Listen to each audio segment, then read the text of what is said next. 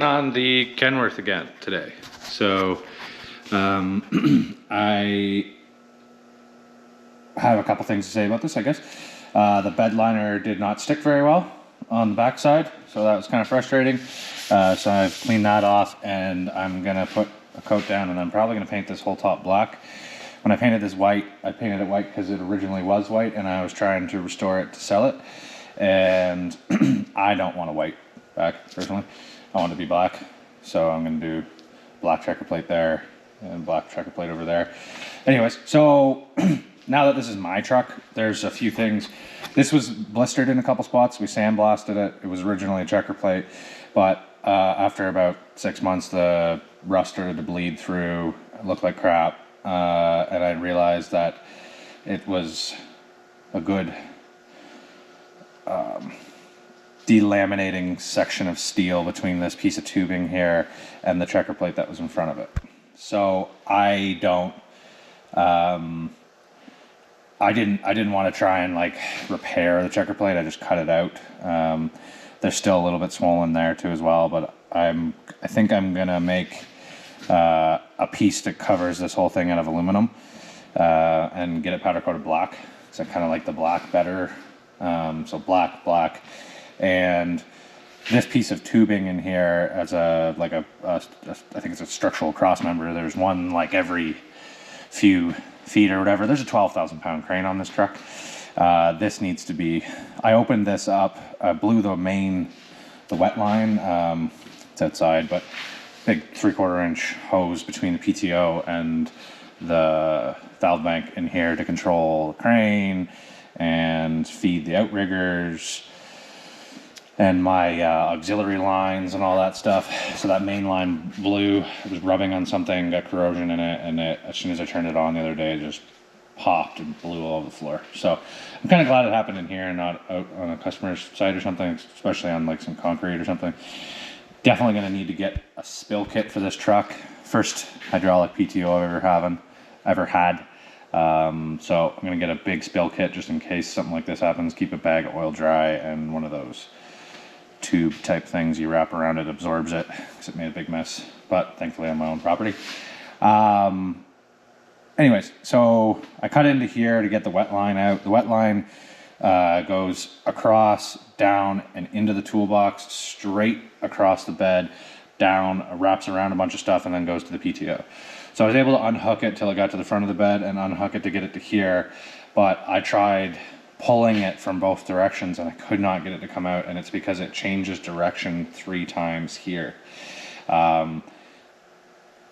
If I was a little bit more creative, I maybe could have got it out. I tried pulling on it with the come along, like a bunch, changing directions with it, and I got frustrated, and I thought, even if I do get it out, this is going to be a challenge to put back in again. So I cut this center section out.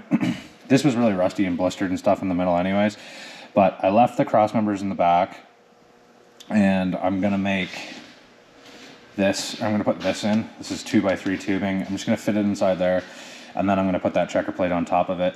The reason I'm welding this in is to try and beef this back up again. There's more metal here than I've removed, so that's good. And I just don't want the torsion in the back to like twist if I ever put a lot of load on the crane. This is obviously a liability thing. Like this is, I'm fully okay with doing this to my own stuff kind of thing.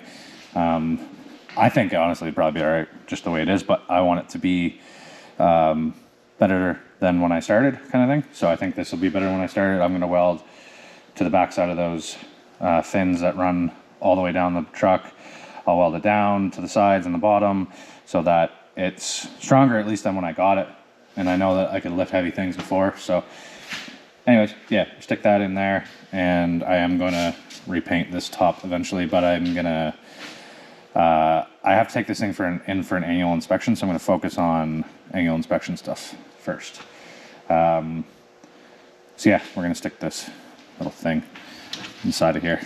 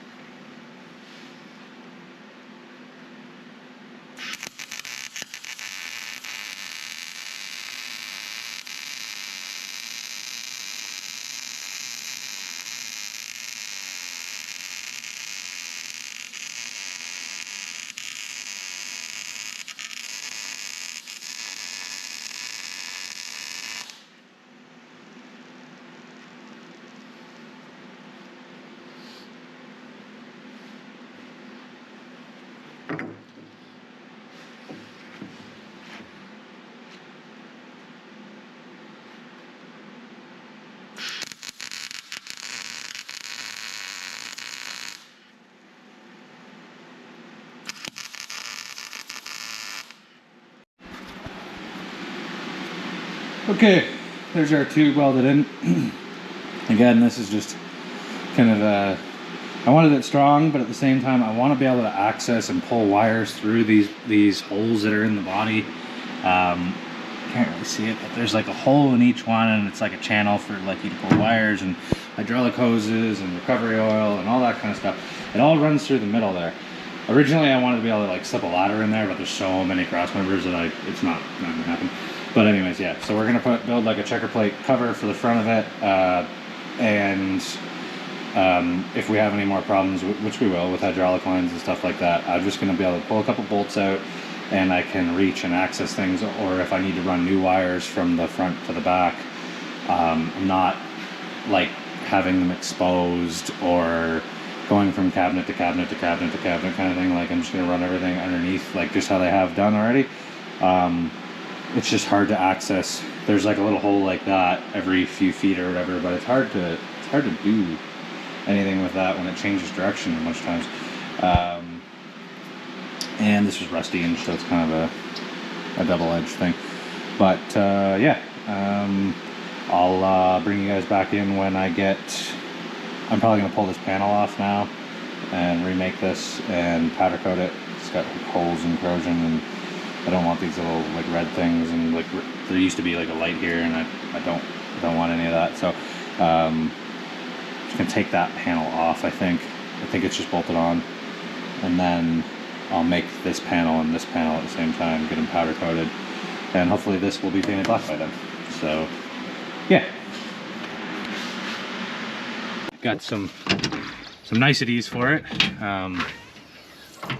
These gas shocks, a guy ordered enough, I think, to do the whole truck, or I can't remember, but steel spring's open. I'm gonna leave it for now.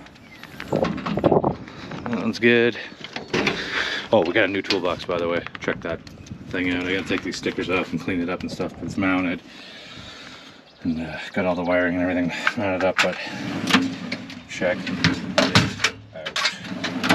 Pretty stoked with that. And it matches the other toolboxes we've got. So that one does not do the springing. So here's hoping that we can just pry it off.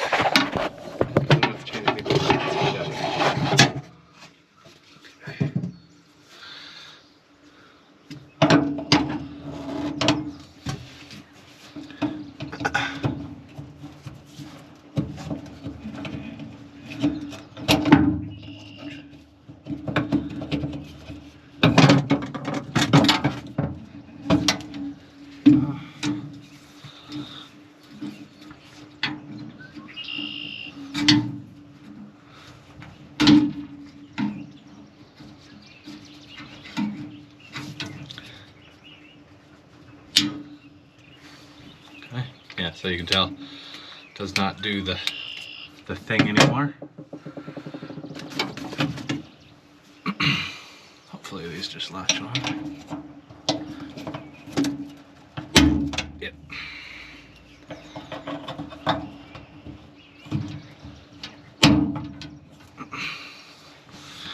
So there's nothing worse than when it's windy and it's just like banging and blowing, and you're underneath a piece of machinery or something like that, and you can hear all your stuff just getting beat.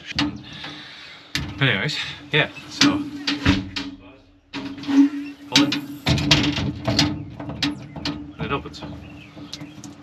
We got a little bit of play in them. It's probably to be expected with a fine Amazon purchase. So yeah, scrap that one, and we got some more to change here.